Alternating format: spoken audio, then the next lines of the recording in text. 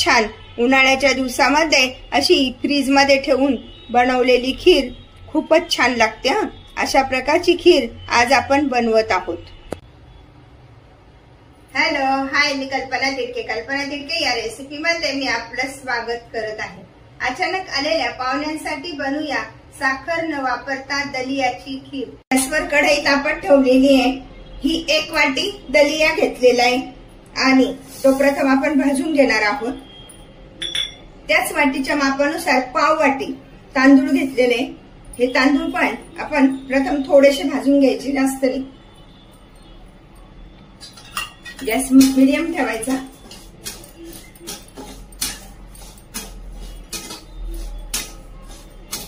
भाजल्यामुळे खिरीला चव छान लागते। अशा पद्धतीने 2 मिनिटं हे दलिया आणि तांदूळ व्यवस्थित असे भाजून घ्यायचे। गॅस बंद करूया। आता हा दलिया आणि तांदूळ स्वच्छ पाण्याने धुवून घ्यायचे आणि त्यामध्ये 2 चमचे आपण तूप टाकून घेणार आहोत।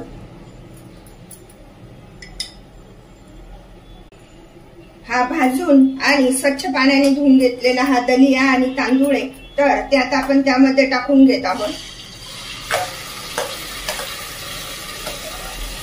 आणि प्रोटीन असलेला हा दलिया आहे आणि त्यापासून आज आपण खीर बनवतोय। त्यामध्ये आपण 5 ग्लास पाणी टाकून घेत आहोत, म्हणजे दलिया छान शिजला जातो। पाणी थंडच आहे।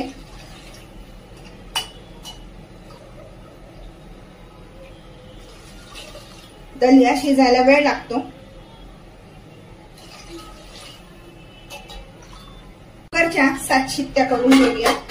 7 शिट्ट्या झाल्याय, तर आता आपण गॅस बंद करूया आणि कुकर पण गार झालाय, तर उघडून घेऊया।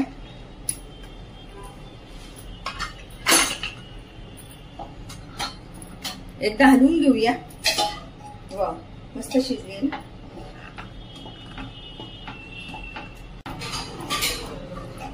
आता आपण हा दलिया खाली उतरून घेऊया गॅसवरनं आणि व्यवस्थित मॅच करून घेऊया। दलिया घेतलाय तर 1 वाटी गूळ टाकत आहे। 1 वाटी गूळ टाकून घेतलेला आहे। त्यानंतर हे ओलं खोबरं त्याची पाट काढून आणि असं बारीक करून घेतलंय, ते पण आपण त्यामध्ये टाकून घेत आहोत। 1 वाटी ओलं खोबरं टाकले। आता आपण हे सगळं असं एकत्र करत आहोत। त्यानंतर थोडेसे काजू घेतलेले 4-5-6 बदाम, 1 चमचा सुंठ पावडर, थोडीशी जायफळ आणि वेलची, हे सगळं साहित्य सुद्धा आपण यामध्येच टाकून घेत आहोत। आपण या खिरीमध्येच टाकून घेत आहोत। त्यानंतर त्यामध्ये ही 1 चमचा खसखस घेतलेली आहे आणि ती पण त्यामध्ये मी टाकून घेत आहे। आपण हे सगळं साहित्य असं व्यवस्थित एकत्र करून घेऊया। चमच्याच्या मदतीने सगळं व्यवस्थित एकत्र करायचं। जर समजा आपल्याला गूळ अजून पाहिजे असेल, गोडी पाहिजे असेल, तर अजून थोडासा गूळ नंतर टाकू शकतो। आपण आता हे सगळं साहित्य छान असं एकत्र केलंय, तर पुन्हा याच्या 2 शिट्ट्या करून घेऊया। आता कुकरची 1 शिट्टी उभी फक्त आणि गॅस बंद करून टाका झालाय, तर बघूया। मस्त आली ना। आता आपण ही दुसऱ्या भांड्यामध्ये अशा प्रकारे काढून घ्यायची खीर आणि त्यानंतर वरून त्यामध्ये दूध टाकायचंय। आधी खीर थंड होऊ द्यायची आणि त्यानंतर त्यामध्ये दूध टाकायचंय। आपण गुळाचा वापर केल्यामुळे खीर फाटू नये यासाठी दुधाचा एकदम खीर थंड झाल्यानंतर वापर करायचा आहे। अशा प्रकारे त्यामध्ये आपण हे 2 चमचे तूप टाकून घेतलेले वरून आणि आता त्यामध्ये मी दूध टाकून घेत आहे। खीर आपली गार झालेली आहे, तर त्यामध्ये आता हे थंडगार दूध टाकून घेऊया आणि मिक्स करूया।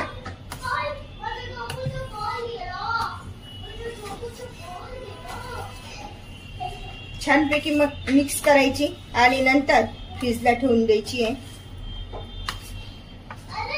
साहित्य व्यवस्थित असं टाकलं गेलंय, तर त्यामध्ये थोड्याशा केशरच्या काड्या टाकूया। आपल्या आवडीप्रमाणे टाकायचे आणि मस्तपैकी फ्रीजरला ठेवायचं। अशी ही थंडगार दलियाची खीर उन्हाळ्यामध्ये खूप छान लागते।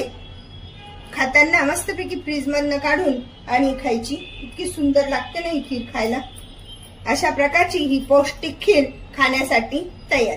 अशा प्रकारची खीर तुम्ही पण बनवा आणि मला मात्र कळवा कशी झाली येते.